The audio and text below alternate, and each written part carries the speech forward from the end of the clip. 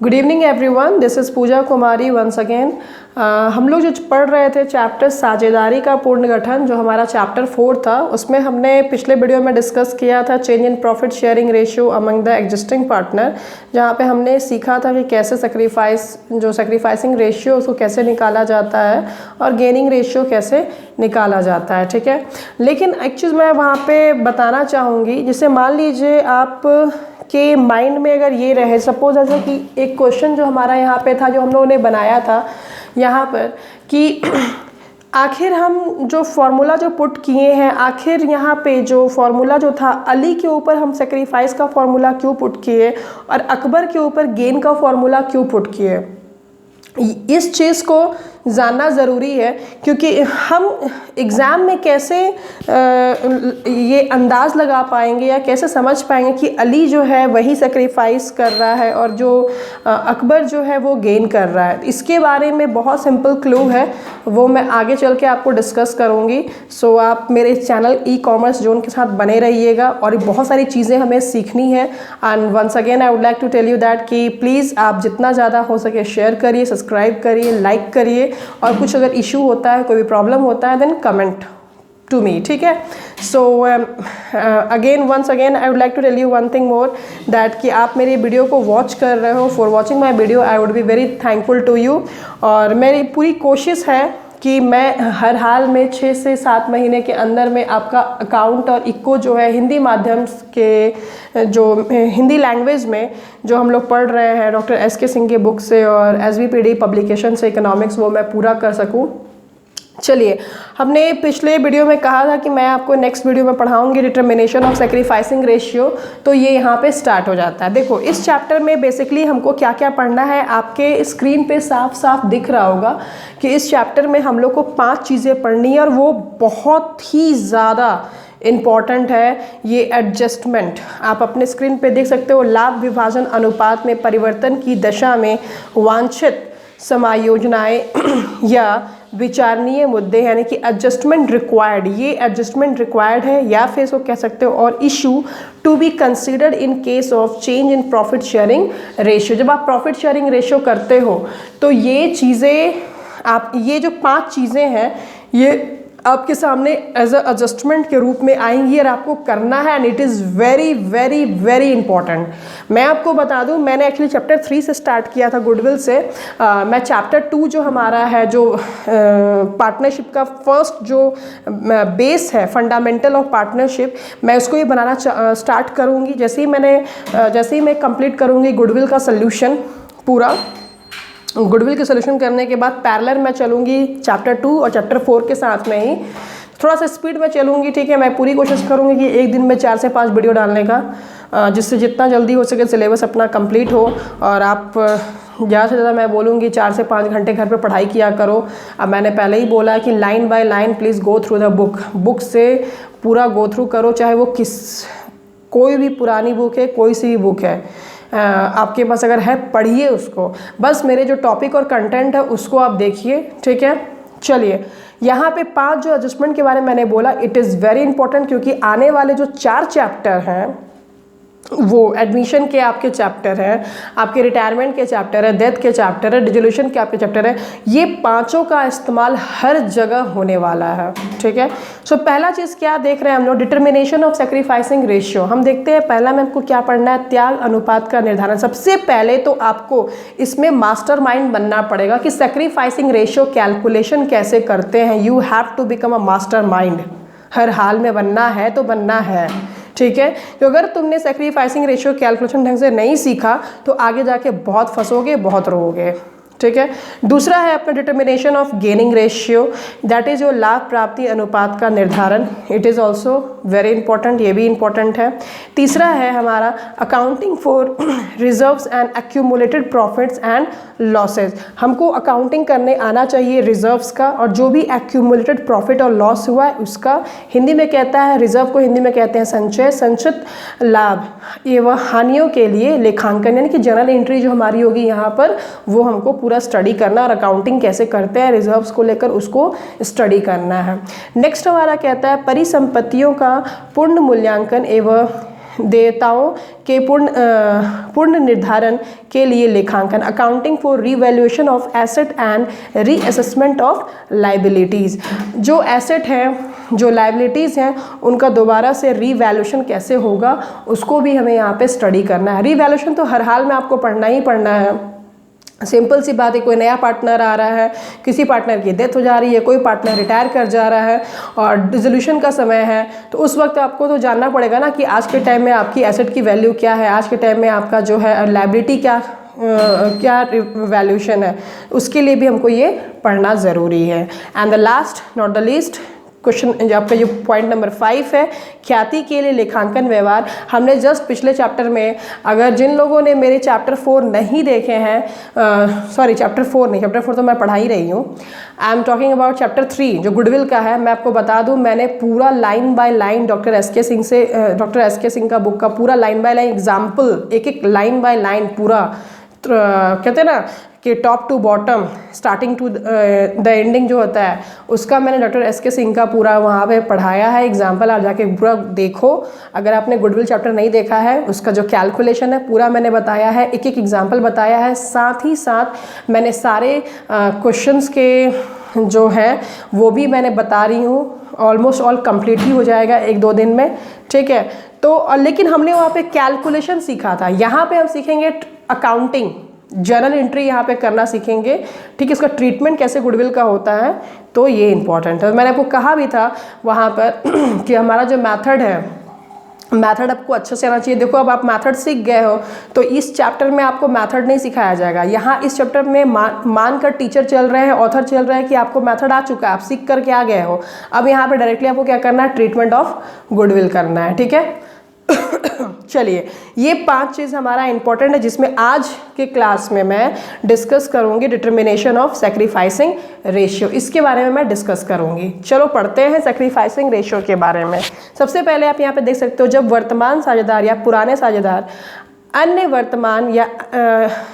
वर्तमान या नए साझेदार को अपना कुछ हिस्सा परित्याग करने के लिए सहमत हो जाते हैं, तो जिस अनुपात में वे अपना हिस्सा त्यागते हैं उसे त्याग का अनुपात कहते हैं। इस लाइन को बहुत ध्यान से पढ़ो और उसको समझो, जो मैं बता रही हूँ उसको सुनिए भी साथ में।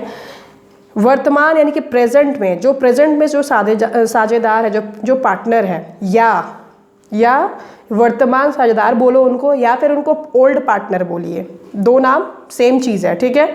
ये दोनों चीज़ सेम है, वर्तमान साझेदार बोलिए या फिर पुराने साझेदार बोलिए, दोनों सेम चीज़ है। अन्य वर्तमान यानी कि और जो कोई और प्रेजेंट में जो वर्तमान में है, या कोई नया साझेदार आ रहा है को अपना कुछ हिस्सा, मान लीजिए जैसे कि हमने ऊपर वाले क्वेश्चन में पढ़ा था अली और अकबर के बारे में, उसमें क्या हुआ था, उसमें कोई नया पार्टनर नहीं आ रहा था, लेकिन अली और अकबर ही पहले वो लोग शेयर कर रहे थे, 3:2 में शेयर कर रहे थे। अब वो लोग डिसाइड करते हैं कि नहीं, हम लोग 1:1 में शेयर करेंगे। तो खुद में ही वही ओल्ड पार्टनर है, वही प्रेजेंट पार्टनर है, और वही लोग अपने में ही क्या कर रहे हैं, रेशियो को बदल रहे हैं। तो वैसी स्थिति में तो रेशियो क्या हो रहा है, प्रॉफिट शेयरिंग रेशियो तो बदल ही रहा है ना, ठीक है, जबकि पार्टनर कोई नया यहाँ पे नहीं आया है, ठीक है। तो उसी चीज़ को यहाँ बोल रहा है कि अन्य वर्तमान, ठीक है, या नए साझेदार को अपना कुछ हिस्सा, या मान लीजिए कोई नया पार्टनर आता है तो कुछ हिस्सा जो पुराने पार्टनर होंगे वो क्या करेंगे, परित्याग करेंगे, नहीं त्यागेंगे, करने के लिए सहमत, वो जो पुराने जो पार्टनर है, मान लो पार्टनर सी आता है और पार्टनर ए और पार्टनर बी दोनों सहमत होते हैं कि ठीक है वो आता है तो हम में से दोनों परित्याग करेंगे या फिर हम में से कोई एक परित्याग करेगा, ठीक है। सहमत होते हैं, हो जाते हैं तो जिस अनुपात में वो अपना हिस्सा त्यागते हैं, कौन, जो पुराने जो पार्टनर हैं, वो अपना जो भी जिस रेशियो में, जिस हिस्से में वो अपना प्रॉफिट शेयरिंग रेशियो को सेक्रीफाइस करते हैं, त्यागते हैं, उसे हम क्या कहते हैं, त्याग का अनुपात कहते हैं। इस लाइन को याद रखिएगा, कभी कभी थ्योरी क्वेश्चन में 2 मार्क्स में पूछ देता है कि what is the difference between gaining ratio and sacrificing ratio, और कभी कभी आपसे पूछ देगा कि आप त्याग का जो अनुपात है उससे आप क्या समझते हैं, ठीक है। तो थ्योरी भी इंपॉर्टेंट है, 2 मार्क्स में आ सकती है, राइट। चलो आगे बढ़ते हैं। आई विल शो यू, आपको आपकी स्क्रीन पे दिख रहा होगा, लेट मी सेटल डाउन। हाँ, आप देख रहे होंगे आपके स्क्रीन पर, थोड़ा सा छोटा कर देते हैं। चलिए अपने स्क्रीन पे देख सकते हो, आपको अच्छे से दिख रही होगी। चलो अब तो अच्छे से सेटल हो गया। आप देख सकते हो कि त्याग अनुपात की गणना, कैलकुलेशन ऑफ सैक्रिफाइसिंग रेशियो कैसे करते हैं। जस्ट पिछले वीडियो में पढ़ाया था कि त्याग अनुपात बराबर क्या होता है, पुराना लाभ माइनस बोल रही हूँ, पुराना लाभ विभाजन अनुपात माइनस नया लाभ विभाजन अनुपात। ये आपका पूरा हिंदी में लिखा हुआ है, ठीक है ना। पुराना लाभ विभाजन अनुपात, जो पुराना लाभ का जो पहले जो पार्टनर थे, जिस रेशियो में जो बांटते थे अपनी प्रॉफिट को, उसके बारे में बोला जा रहा है पुराना लाभ विभाजन अनुपात। माइनस करना है जो नया उनका लाभ विभाजन अनुपात होगा। तो सैक्रिफाइसिंग रेशियो बराबर क्या होगा, old ratio minus new ratio. इसको गांठ बांध लो, दिमाग में घुसा लो, अपने खून में घुसा लो, बहुत इंपॉर्टेंट है ये, ठीक है। ये फॉर्मूला आपको एकदम अच्छे से दिमाग में घुस जाना चाहिए कि सैक्रिफाइसिंग रेशियो बराबर होता है old ratio minus new ratio, old ratio minus new ratio, ठीक है। चलो आगे बढ़ते हैं। त्याग करने वाला जो साझेदार होता है, सैक्रिफाइसिंग पार्टनर जो होता है, लाभ विभाजन, देखो और एक चीज़ और मैं बोलूँगी, सारे पुराने पार्टनर ज़रूरी नहीं है कि जैसे मान लीजिए ए और बी दोनों पार्टनर हैं, तो उनको हम क्या बोल रहे हैं, पुराने पार्टनर बोल रही हूँ। तो पुराने ए और बी दोनों पुराने पार्टनर, दोनों के दोनों ही ज़रूरी नहीं कि सेक्रीफाइस करेंगे, दोनों के दोनों सेक्रीफाइसिंग पार्टनर भी नहीं हो सकते हैं। क्या पता सिर्फ ए सेक्रीफाइस कर रहा हो, बी नहीं कर रहा होगा। तो इक्वलाइज मत कर देना कि old partners equal to sacrificing partner, ऐसा नहीं होता है, ठीक है। तो लाभ विभाजन अनुपात में परिवर्तन के कारण, जो भी लाभ विभाजन में जो अनुपात में जो परिवर्तन होता है, उसके कारण जिन साझेदारों के हिस्से यानी कि शेयर में कमी हो गई है, उन्हें त्याग करने वाला साझेदार कहा जाता है। ऑब्वियसली कि लाभ विभाजन अनुपात यानी कि प्रॉफिट शेयरिंग रेशियो के चलते एक चेंज आता है, एक परिवर्तन आता है, जिसके कारण क्या होता है कि जो पार्टनर जो पहले से जो वर्तमान के जो पार्टनर होते हैं, पुराने पार्टनर होते हैं, उनके हिस्से में कमी हो जाती है, उनके प्रॉफिट के हिस्से में क्या हो जाती है, कमी हो जाती है। तो उन्हें त्याग करने वाला साझेदार कहा जाता है। इस चीज़ को दिमाग में रखिएगा। किसको अगर आपसे कोई पूछेगा कि who is called sacrificing partner, तो आप आराम से बता सकते हैं। नाउ त्याग अनुपात का उद्देश्य या महत्व, क्या उसका उद्देश्य और क्या उसका महत्व है। Object and importance of sacrificing ratio. त्याग अनुपात का महत्व इसलिए है कि ख्याति यानी कि क्या, गुडविल, क्या इंपॉर्टेंस है इसका, सैक्रिफाइसिंग रेशियो का क्या इंपॉर्टेंस है। ख्याति की राशि का विभाजन सदैव साझेदारों में उनके त्याग के अनुपात में किया जाता है। आखिर हमको सैक्रिफाइसिंग रेशियो निकालने का ज़रूरत क्या है। सैक्रिफाइसिंग रेशियो निकालने का सबसे बड़ा ज़रूरत है जो गुडविल, जो मैंने थोड़ी बहुत डिस्कस भी की होगी, जब अकाउंटिंग ट्रीटमेंट पढ़ेंगे गुडविल का, तो वहाँ बहुत डीपली हम लोग स्टडी करेंगे, ठीक है। जो गुडविल आपका होता है, मान लो पार्टनर ए और पार्टनर बी हैं, वो 10 साल तक बिजनेस को चलाया, फर्म को चलाया, दिन रात मेहनत किया, बिजनेस को एक मुकाम पे लेकर आया जिसमें मार्केट में आज उसकी अच्छी खासी गुडविल है, ठीक है, अच्छी खासी वैल्यूएशन है। अब वहाँ पे सी आ रहा है, ठीक है। अब समझ लो जो सी, जो नया बंदा आ रहा है, बैठे बिठाए उसको बना बनाया बिजनेस मिल गया, बैठे बिठाए बना बनाया उसको बिजनेस मिल रहा है। तो जो ए और बी है, ऑब्वियसली उससे गुडविल का पैसा मांगेंगे, भाई हमने इतनी मेहनत की, इतने दिनों तक हमने काम किया, तो उसका हमें कुछ तो मिलना चाहिए ना। तो जो सी जो है वो गुडविल का पैसा लेकर आएगा, उसको लाना ही है। आप क्वेश्चन पढ़िएगा, आपको मिलेगा क्वेश्चन, ठीक है ना, पूरा भरा हुआ है ऐसे क्वेश्चन से, ठीक है। तो त्याग अनुपात का महत्व इसलिए है कि ख्याति यानी कि गुडविल की राशि, यानी जो गुडविल आएगा तो वो गुडविल पार्टनर्स के बीच में बटेगा, जो पुराने जो पार्टनर हैं उनके बीच में बटेगा। तो मैंने पहले ही कहा था कि पुराने जो पार्टनर हैं, ज़रूरी नहीं है कि सारे के सारे पार्टनर सेक्रीफाइस भी कर रहे हों, ठीक है ना। तो बेसिकली बढ़ता है गुडविल जो सेक्रीफाइस करता है, जो अपने हिस्से को सेक्रीफाइस करता है, उन्हीं के बीच में बढ़ता है। तो वही बोल रहा है कि राशि का विभाजन सदैव साझेदारों में उनके त्याग के अनुपात में किया जाता है। जो जितना त्याग करता है अपना प्रॉफिट का हिस्सा या रेशियो जो निकलेगा, सेक्रीफाइसिंग रेशियो, जो जितना त्याग करता है उसको उसके त्याग अनुपात के अनुसार उसको गुडविल का पैसा मिलता है। हम लोग कैलकुलेशन भी करेंगे, सीखेंगे भी, पूरा उसका न्यूमेरिकल भी है, जर्नल एंट्री भी है और एग्जाम में से क्वेश्चन आते भी हैं। अभी आप थ्योरी पढ़ रहे हो। त्याग अनुपात की गणना का उद्देश्य हानि उठाने वाले साझेदार यानी कि लूजिंग और सेक्रीफाइसिंग पार्टनर को भुगतान की जाने वाली क्षतिपूर्ति की राशि का निर्धारण करना है। समझ में आई बात? आई थिंक सो अब क्लियर हो गया कि क्या इंपॉर्टेंस है सेक्रीफाइसिंग रेशियो का। जो सेक्रीफाइसिंग जो रेशियो नहीं निकलेगा तब तक आप गुडविल का विभाजन नहीं कर सकते हो। क्लियर? अब देखो यहाँ पे पहला हमने टॉपिक पढ़ लिया डिटर्मिनेशन ऑफ सेक्रीफाइसिंग रेशियो। हमारा दूसरा टॉपिक क्या है? आपको स्क्रीन पे दिख रहा होगा, लाभ प्राप्ति अनुपात का निर्धारण, determination of gaining ratio. Sacrificing ratio clear? I think so clear हो चुका होगा। चलिए, जब लाभ विभाजन अनुपात में परिवर्तन के फलस्वरूप एक वर्तमान साझेदार, ध्यान से पढ़ना, जो शेयरिंग प्रॉफिट, जो प्रॉफिट शेयरिंग रेशियो है उसमें जब परिवर्तन आती है, चेंजेस आते हैं, तो फलस्वरूप एक वर्तमान साझेदार, जो वर्तमान में जो साझेदार है या अन्य साझेदार से उसका कुछ हिस्सा, किसी दूसरे साझेदार से कुछ हिस्सा उसको क्या होता है? प्राप्त करता है। वो क्या करता है? प्राप्त करता है। तो उसे हम कहते हैं लाभ प्राप्ति अनुपात। जैसे कि आपने देखा था एग्जाम्पल में अली और अकबर का, अली और अकबर के बीच में कोई नया पार्टनर आया था? नहीं, कोई नया पार्टनर नहीं आया। लेकिन क्योंकि उन्होंने आपस में ही अपने जो प्रॉफिट शेयरिंग रेशियो है उसको उन्होंने चेंज कर लिया, तो चेंज करने के चलते क्या हो रहा था कि अली सेक्रीफाइस कर रहा था और अकबर क्या कर रहा था? गेन कर रहा था। ठीक है, तो इसी चीज़ के बारे में बोला जा रहा है।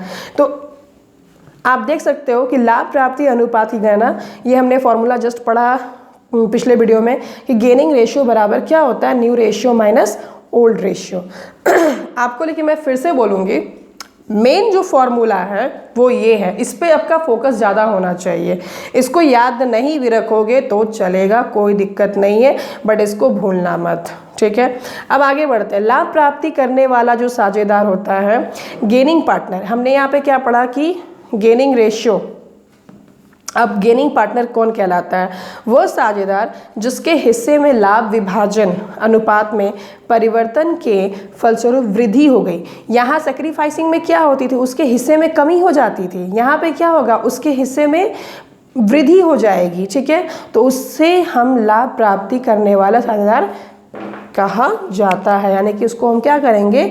कहेंगे गेनिंग पार्टनर कहेंगे। तो अगर आपसे एग्जाम में पूछ भी दे what is the difference between the sacrificing partner and gaining partner, तो आप आराम से बता सकते हो। देखो ये 2 मार्क्स में आते हैं, थ्योरी को भी इंपॉर्टेंस दीजिए। ऐसा नहीं डायरेक्टली फॉर्मूला पे कूद पड़ो और बस क्वेश्चन चालू करो बनाने का। एग्जाम में कैसे ट्विस्ट करके क्या करके पूछेगा, यू डोंट नो। ठीक है, आपको नहीं पता है। ठीक है, और अगर आप ये भी माइंड में सेटअप करके चलते हो यार 5 साल का गेस पेपर बना के बैठ जाएंगे, कंसेप्ट अगर अच्छे नहीं होंगे कोई फ़ायदा नहीं है। गेस पेपर भी बनने से कोई फ़ायदा नहीं, क्योंकि रटोगे कितना तोता की तरह। इतनी मोटी किताब है, ठीक है, अच्छी खासी पेजेस है इसके अंदर, तो सब पढ़ना है अपने को। तो ये चीज़ आप माइंड में रखो कि आपके पहले तो आप क्लियर कर लो कि सेक्रीफाइसिंग पार्टनर और गेनिंग पार्टनर में क्या अंतर है, और सेक्रीफाइसिंग रेशियो और गेनिंग रेशियो में क्या अंतर है, दोनों का फॉर्मूला। ठीक है, चलिए आगे बढ़ते हैं हम लोग। नेक्स्ट क्या बोलता है अपने को कि त्याग अनुपात लाभ प्राप्ति अनुपात की गणना के उद्देश्य, objective of calculation of sacrificing और गेनिंग रेशियो। क्या ऑब्जेक्टिव है इसके? तो त्याग अनुपात या लाभ प्राप्ति अनुपात की गणना करने के मुख्य उद्देश्य उस राशि का निर्धारण करना होता है जो लाभ प्राप्त करने वाले साझेदार अर्थात जिसके हिस्से में वृद्धि हो रही हो के द्वारा त्याग करने वाले साझेदार अर्थात जिसके हिस्से में कमी हो रही हो को भुगतान किया जाना है। इस राशि का भुगतान प्रायः अनुपातिक ख्याति की राशि के आधार पर किया जाता है। ये आप न्यूमेरिकल में पढ़िएगा। आप बस यहाँ पे ये जानो कि आखिर हम सेक्रीफाइसिंग रेशियो और गेनिंग रेशियो का कैलकुलेशन क्यों करते हैं। तो हमने पहले भी पढ़ा था कि देखो जैसे कि अली और अकबर हैं, उनका पहले से रेशियो 3:2 था और बाद में वो रेशियो 1:1 कर लेते हैं। ओके, 1:1 कर लेते हैं। तो क्या होता है कि पहले जब 1 लाख में बंटवारा हो रहा था जब 1 लाख में जब बंटवारा आपकी स्क्रीन पे देखना, जब 1 लाख प्रॉफिट होता है फर्म में, तो अली जो था वो 3/5, यानी कि पहले वो 60,000 का प्रॉफिट ले रहा था, ठीक है। अकबर जो था वो 2/5 यानी कि 20,000 यानी कि 40,000 का प्रॉफिट ले रहा था। ये 60,000 ले रहा था, 40,000। जब इन लोगों ने बोला कि अब हम क्या करेंगे, इक्वल बंटवारा करेंगे, है ना। 1 बटा कितना था मेरा, यहाँ पे इक्वल का निकला हुआ था मेरा 1:1 इन लोगों ने बोला हुआ था। तो हमको क्या निकालना था, न्यू रेशियो निकालना था, है ना। हमको क्या निकालना था, न्यू रेशियो निकालना था। एक बार देख लेती हूँ यहाँ पे आपका क्या था, न्यू रेशियो 1:1 था। तो हम यहाँ पे क्या करेंगे, देखोगे यहाँ पे 1:1 था इनका, तो 1/2 होगा। तो यहाँ पे कितना हो जाएगा, ये 2/5 50,000। फिर यहाँ पे 50,000, ठीक है। तो हम क्वेश्चन में ऑलरेडी देख रहे हैं यहाँ पे, और हमने पिछले वीडियो में देखा भी था कि पहले ये 60,000 इसको हिस्से मिल रहे थे, ठीक है। अब इसको कितना मिल रहा है, 50,000 अली को मिल रहा है। इसको 40,000 पहले मिल रहा था, अब इसको कितना मिल रहा है, 50,000। तो ऑब्वियसली ये जो अकबर है वो क्या कर रहा है, गेन कर रहा है, और अली यहाँ पे क्या कर रहा है, सेक्रीफाइस कर रहा है। तो जब ये सेक्रीफाइस कर रहा है, ये गेन कर रहा है, ये आने वाले भविष्य में इसकी प्रॉफिट क्या होगी, ज़्यादा होगी। और ये क्या है, सेक्रीफाइस करेगा, आने वाले भविष्य में इसकी प्रॉफिट कम होगी, तो सेटलमेंट होगा। उसी चीज़ के बारे में यहाँ पे बोला जा रहा है कि त्याग अनुपात या लाभ प्राप्ति अनुपात की गणना करने का मुख्य उद्देश्य उस राशि का निर्धारण करना होता है जो लाभ प्राप्त करने वाले साझेदार, जिसके अर्थात हिस्से में वृद्धि हो रही हो, के द्वारा, उसके द्वारा, जो लाभ करने वाला है उसके द्वारा त्याग करने वाले साझेदार अर्थात जिसके हिस्से में कमी हो रही हो, उसको जो गेन कर रहा है, और जो सेक्रीफाइस कर रहा, गेन करने वाला सेक्रीफाइस करने वाले को क्या करेगा, पैसा देगा, भुगतान करेगा, किया जाना है। इस राशि का भुगतान प्रायः अनुपातिक ख्याति की राशि के आधार पर किया जाता है। इस लाइन को आप याद रखोगे, जो ये भुगतान प्रायः अनुपातिक ख्याति की राशि के आधार पर किया जाता है। गुडविल की जो भी आपकी राशि होगी उसके बेस पर इसका भुगतान किया जाता है। मैंने पहले ही वीडियो में बताया था, या तो आप नकद रुपया कर दीजिए या तो फिर कैपिटल के रूप में कर दीजिए। ओके, चलो अब इसमें एक और हमारा टॉपिक है जिसको मैं सोच रही हूँ डिस्कस कर ही देती हूँ, and then we will go from tomorrow, जो भी हमारा एग्जाम्पल नंबर 1 होगा वहाँ से डिस्कस करेंगे। यहाँ पे क्या बोलता है, और ये एग्जाम में आता भी है, difference between the sacrificing ratio and gaining ratio, त्याग अनुपात तथा लाभ प्राप्ति अनुपात में क्या अंतर है, क्या क्या निम्नलिखित चीज़ें अंतर हैं। तो आप सबसे पहले एग्ज़ाम में बनाने का तरीका देख लो। आप क्लास 9-10 के विद्यार्थी नहीं हो, बस रफली बनाओगे। आपका जो तरीका होना चाहिए इसी तरह से होना चाहिए, सब बुक में दिया हुआ है। सीरियल नंबर अपना कॉलम दे दो ना दे दीजिएगा। फिर बेसिस ऑफ डिफरेंस, किस बेस पर, हाँ सॉरी, ज़रूरी नहीं है कि यहाँ पे 6 पॉइंट दिया तो आप एग्जाम में भी 6 पॉइंट दो, डिपेंड मार्क्स के ऊपर डिपेंड करता है। अगर 2-3 मार्क्स का है तो हार्डली 3-4 पॉइंट लिख कर के आइए, ज़रूरत नहीं है कि आपको 6-7 पॉइंट लिखने की ज़रूरत है, ठीक है। तो आप यहाँ पे बेसिस ऑफ डिफरेंस देख लेना, बेसिस ऑफ डिफरेंस क्या है, ठीक है। ये आप कॉलम हर हाल में एग्जाम में दोगे, और इसी तरीके से आप वर्टिकली आप डिफरेंसेस दिखाओगे, ठीक है। सेक्रीफाइसिंग रेशियो का एक कॉलम डालोगे और एक गेनिंग रेशियो का कॉलम डालोगे। ये एक तरीका होता है कि आप डिफरेंसेस दिखा रहे हो और you can secure good marks, अच्छे मार्क्स आपको मिलेंगे भी। सबसे पहला चीज़ है कि मीनिंग, दोनों का मतलब क्या है, दोनों का अर्थ क्या है, किसका सेक्रीफाइसिंग रेशियो और गेनिंग रेशियो है। तो हम ऑलरेडी पढ़ चुके हैं, वह अनुपात जिसमें फर्म के पुराने साझेदार नए साझेदार के लाभ में भाग हेतु त्याग करते हैं, त्याग अनुपात कहलाता है। सिंपल सा क्लियर है कि यहाँ पे त्याग किया जाता है तो वो क्या कहलाएगा, त्याग अनुपात कहलाता है। वह अनुपात जिसमें शेष साझेदार अवकाश ग्रहण करने वाले साझेदार या मृत साझेदार के भाग के प्राप्त करते हैं प्राप्त करते हैं लाभ प्राप्ति अनुपात कहलाता है। यहाँ पे आपको बोल दिया एडमिशन करते समय त्याग करना पड़ता है, मतलब कोई नया पार्टनर आएगा तो हमको त्याग करना पड़ेगा। ओके, यहाँ पे आपको वर्ड बोल दिया कि कोई पार्टनर रिटायर करता है या किसी की डेथ हो जाती है, तो वैसी स्थिति में ऑब्वियसली अगर मान लो पार्टनर ए, पार्टनर बी, पार्टनर सी है फर्म में, अगर सी की अनफॉर्चुनेटली डेथ हो जाती है या फिर रिटायर हो जाता है, तो जो सी का जो हिस्सा था, जो सी के हिस्से में जो जा रहा था, अब उसका फ़ायदा किसको मिलेगा? ए और बी को मिलेगा। तो ये यहाँ पे गेनिंग रेशियो को बताया जाता है। ये बहुत सिंपल तरीका है बताने का, आप एग्जाम में भी ऐसे बता सकते हो। ठीक है, फिर क्या आता है परिकलन का समय, यानी कि टाइम्स ऑफ कैलकुलेशन। तो कब करते हैं? त्याग अनुपात की गणना नए साझेदार के प्रवेश के समय किया जाता है। इसका बेसिक यूज़, जो बेसिक इस्तेमाल जो है सैक्रिफाइसिंग रेशियो का, ऑब्वियसली हमेशा अभी आपको दिमाग में रखना, जब कोई नया पार्टनर आता है तभी हमारा ज़्यादा यूज़ होगा सैक्रिफाइसिंग रेशियो कैलकुलेशन करने का। ठीक है, दूसरा यहाँ पे बोलता है कि लाभ प्राप्ति अनुपात की गणना साझेदार की निवृत्ति के समय या मृत होने पर की जाती है, और इसका यूज़ हम तब करते हैं ज़्यादा गेनिंग रेशियो का, जब कोई पार्टनर रिटायर हो जाता है। निवृत्ति मतलब वही रिटायर हो गया, या फिर मतलब कि बाहर निकल गया फर्म से, या किसी की डेथ हो जाती है। तो वैसी स्थिति में जो एग्जिस्टिंग पार्टनर, जो बचे हुए पार्टनर, रिमेनिंग पार्टनर जो है, उनको क्या होगा? गेन होगा। तो वैसी स्थिति में गेनिंग रेशियो का कैलकुलेशन किया जाता है। दोनों बहुत इजी है, लिख सकते हो एग्जाम में आसानी से। ऑब्जेक्ट क्या है यहाँ पे?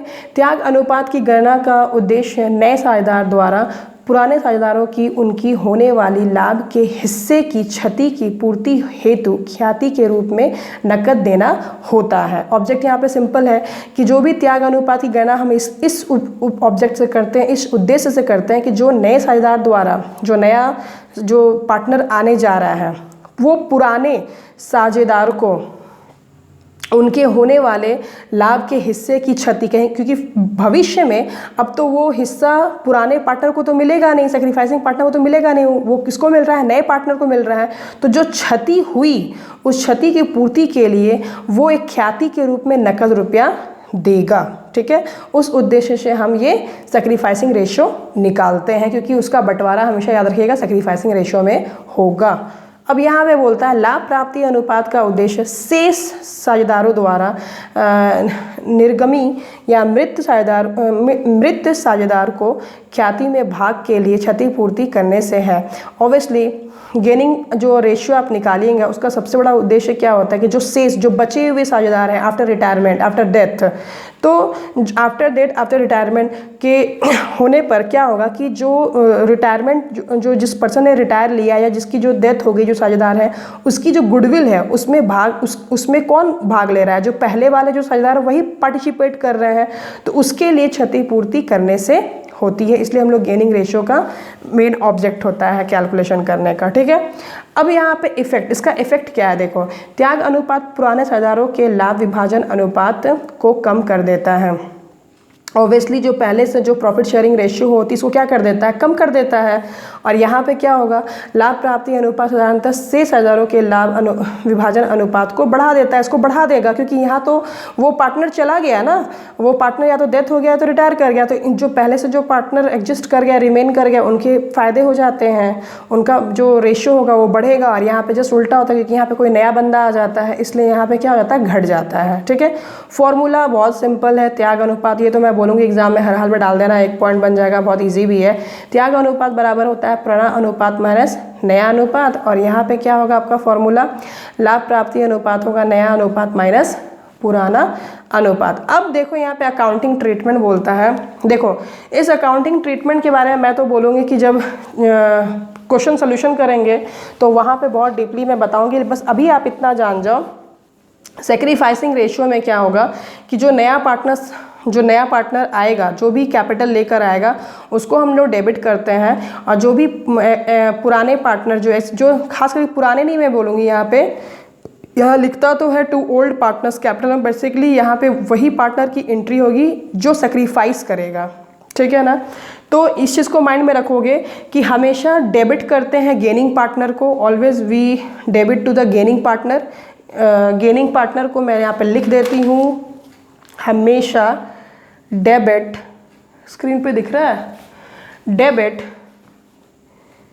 इस चीज़ को, ये कीवर्ड है आपको दिमाग में रहेगा हमेशा, जो गेनिंग पार्टनर है उसको हमेशा डेबिट करेंगे, ठीक है, और क्रेडिट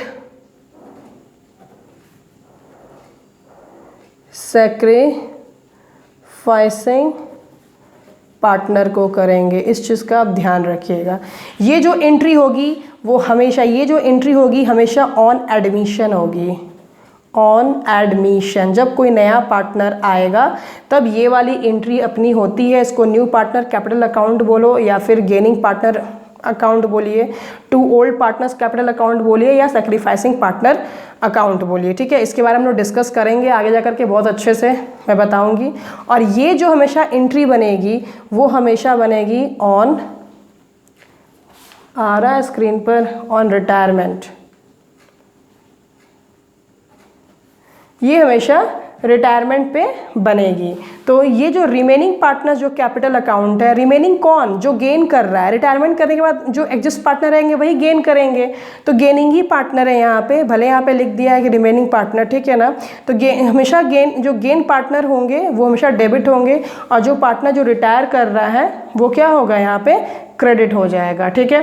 तो ये आप यहाँ पे जर्नल एंट्री अभी ओमिट करो, मैं ज़्यादा इसमें डीपली घुसूंगी नहीं, बिकॉज ये जो है एक एक करके मुझे समझाना है क्यों डेबिट हो रहा है, क्यों क्रेडिट। बस आप इतना अभी रफली माइंड में सेटअप कर लो कि हमेशा गेनिंग पार्टनर को हम डेबिट करेंगे और क्रेडिट पार्टनर को, क्रेडिट पार्टनर बोल रही हूँ, हमेशा सैक्रिफाइसिंग पार्टनर को क्रेडिट करेंगे। और जो ये जो है ये जो मेरा जो है new partners capital account debit to old partners capital account हमेशा ऑन एडमिशन होगा, और remaining partners capital account to retiring partners capital को हमेशा रिटायरमेंट के समय एंट्री होगा। सो आज हमने डिस्कस बहुत कुछ किया। हमने determination of sacrificing ratio discuss किया, डिटर्मिनेशन ऑफ गेनिंग रेशो किया, और हमने डिस्कस किया difference between sacrificing ratio and gaining ratio. कल से हम लोग इस पर एक तो कल मैं डालूंगी गुडविल का सोल्यूशन भी डालूंगी, 4 क्वेश्चन डालूंगी। पूरा प्रयास है मेरा कि कंप्लीट करूँ 1-2 दिन के अंदर उसको सोल्यूशन, और साथ ही साथ इसका जो एग्जाम्पल है, इस चैप्टर का एग्जाम्पल जो है वो भी मैं स्टार्ट कर दूंगी।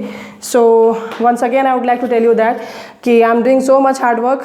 मेरी पूरी कोशिश है कि एक दिन में 4 से 5 वीडियो मैं डालूँ।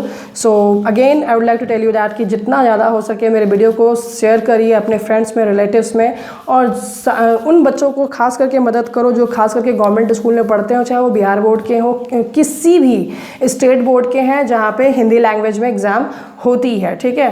तो thank you so much, God bless you all.